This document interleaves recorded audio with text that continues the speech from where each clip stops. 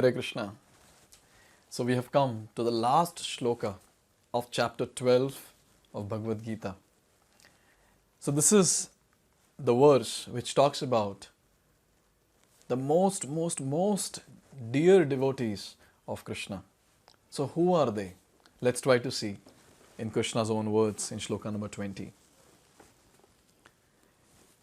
Ye tu dharmamritam idam yathoktam parupasate shraddhadhana mat parama bhaktaste tiva me priyaha. So very nicely it is mentioned here that ye tu dharma amritam idam yatha uktam paryupasate.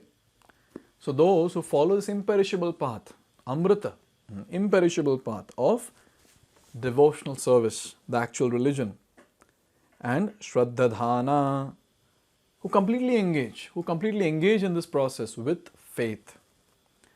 Mat parama bhaktas te ativa me priyaha. So here it is said that making me the supreme goal, mat parama, such devotees are ativa me priyaha, are very word is used here, very dear to me. So a very nice shloka where Krishna is talking about the very dear devotees of himself. So let's see some of the important points from the purport. In this chapter from Shloka 2 through the end, from Mai Avesha Mano Ye Mam through Yetu Dharmamritam Idam, the Supreme Lord has explained the process of transcendental service for approaching Him. Such processes are very dear to the Lord and He accepts a person engaged in them. See, anyone who practices devotional service is very dear to Krishna. Why? Because a person practicing devotional service is actually getting closer and closer to Krishna. So the Father, our eternal Father, is very happy that this person is coming back to me. So it's a very important point to note that if we are practicing devotional service, then we all are dear to Krishna. But that practice should be with faith. That's what is mentioned here very nicely. Shraddhadhana. And another thing is, Lord should be made the supreme goal. See, one thing is very clear. In our life, we don't have anything else, no other goal in our life except for attaining Krishna. It is said, Manushya Janma Jar Krishna Darshanatar. What is the dheya, what is the goal of Manushya Janma? Sometimes people ask that, why am I born in this world as a human being? What am I supposed to do? What is my goal? Our goal is just one. That is, we need to attain Krishna this very lifetime. This is what is our goal. There is no goal apart from this. So we are supposed to make sure that we are marching towards this goal by practicing devotional service. And automatically what happens? We become ativa priyaha. We become very dear to Lord Sri Krishna. And here it is said, in this chapter it is decided that through good association one develops attachment for pure devotional service and thereby accepts a bona fide spiritual master and from him begins to hear and chant and observe the regulative principles of devotional service with faith, attachment and devotion and thus become engaged in the transcendental service of the Lord. This is how devotional service starts. We come in association of devotees and by their mercy we start practicing devotional service. Then we accept a spiritual master, a bona fide spiritual master, and from him we start hearing about the Lord, we start chanting the holy names as directed by him, and we start doing various services under his guidance. And by doing all this, what happens? We start observing the regulative principles of devotional service with faith, attachment and devotion. And thus we become engaged in the transcendental service of the Lord. So this is very important to note. Okay, we have fixed the goal. The goal is Krishna. Now we're supposed to march towards the goal. And it's not that we know everything on this path. So we need guidance. And that guidance or that guide is the spiritual master. A bona fide spiritual master. Not any dongi sadhu. A bona fide, a true, genuine guru is needed here to guide us, to lead us to the path, on this path of bhakti, towards the ultimate goal, and that is Lord Sri Krishna. And all this that is there is done through the practice of devotional service. So the Guru is not going to teach something extraordinary or out of the box or something. What is there in Shastra, he is going to teach us practically how to do it, how to execute it, how to get closer to Krishna, how to march towards Krishna. This is what is the role of a Guru, and it's very, very important role. Without Guru, one cannot attain Krishna. Means one cannot attain the ultimate goal. This is what is the point that is made here, which is a very, very important point to note. Now this path is recommended in this chapter, that is the Bhakti Yoga. Therefore, there is no doubt that devotional service is only absolute path for self-realization, for attainment of the Supreme Personality of Godhead. The impersonal conception of Supreme Absolute Truth, as described in this chapter, is recommended only up to the time one surrenders himself for self-realization. Now in this age of Kali Yuga, where we will endeavor, where we will do hard work, because already we all are working hard, not to sustain in this world, to maintain our body and soul together. So this point is very commendable, that it's only Bhakti Yoga that is very practical in this age of Kali. We cannot do anything else apart from this. And Bhakti Yoga means upasana or worship of the Supreme Personality of Godhead in his original feature, in his original form.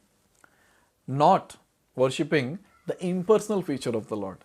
And Krishna himself said, it is very troublesome, O Arjuna, to advance on this path of worship of impersonal feature of the Lord. So Krishna himself has given the verdict.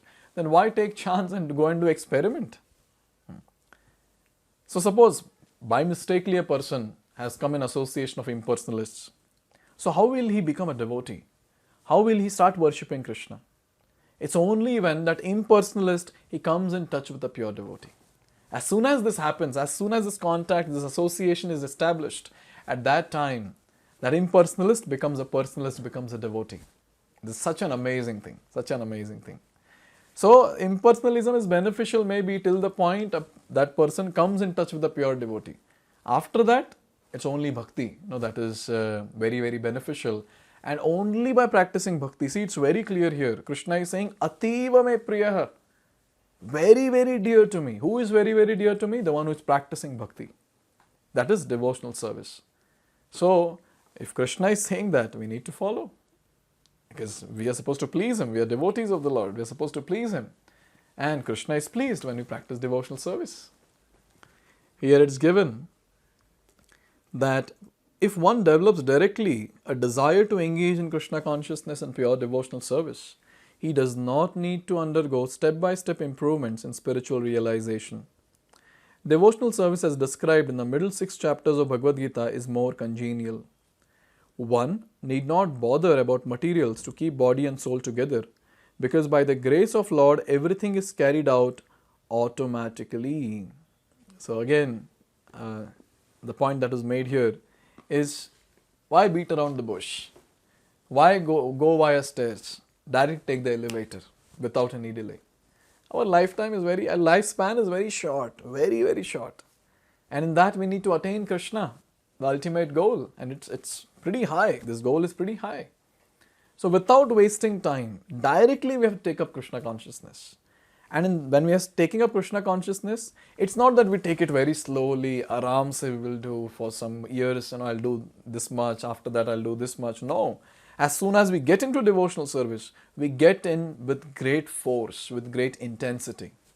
There's no question of being thanda devotee. There's no question of being dicey devotee. Should I do it? Should I not do it? And so on and so forth. No. Once we take it up, it's all with great force, with great intensity, and we do everything possible to progress on the path of devotional service. This will actually keep the devotee on, day after day, week after week, month after month, year after year, till he attains Krishna and goes back home, back to Godhead. So, when we are practicing devotional service, it has to be intense, it has to be uninterrupted, and it has to be selfless. So every single day, it's a test for all of us. Every single day. The test is of these parameters. Are we intense? Are we practicing it uninterrupted? So these are, and obviously, are we selfless? So these are different tests, these are different parameters which are checked every single day. And we have to make sure that we remain intense while chanting, while reading, while hearing, hankering to attain Krishna this very lifetime. And along with that, we have to make sure that our devotional service is not interrupted anywhere due to the material circumstances around. Material circumstances will keep changing. So for that, why should we interrupt our devotional service, which is eternal? And we do it with a selfless mode. We don't aspire for anything from Krishna. We just aspire to attain Krishna. We don't want anything else apart from that. This is the mood of a devotee. And with this mood, we have to intensely, every single day, with uninterrupted, unmotivated, selfless attitude, need to practice devotional service. And guess what? We will become Ativa me priyaha, that is, we will become very, very dear to Lord Sri Krishna. What else we want? If we become dear, most dear to the Supreme Personality of Godhead, what else we want in life? So with this, we complete the 12th chapter of Bhagavad-gita titled Devotional Service. So in the next video, we'll try to see all the 20 shlokas together and try to see the flow in which the shlokas are spoken by Lord Sri Krishna. So let's see that in the next video. Hare Krishna.